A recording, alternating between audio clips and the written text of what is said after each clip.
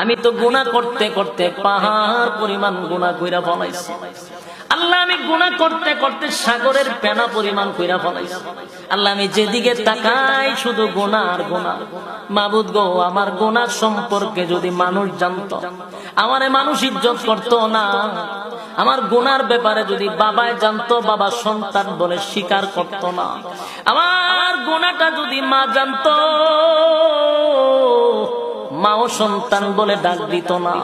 আমার গুনাহ যদি আমার সন্তানরা জানতো, আব্বা বইলা কোনোদিন আমাদেরকে ডাকতো না।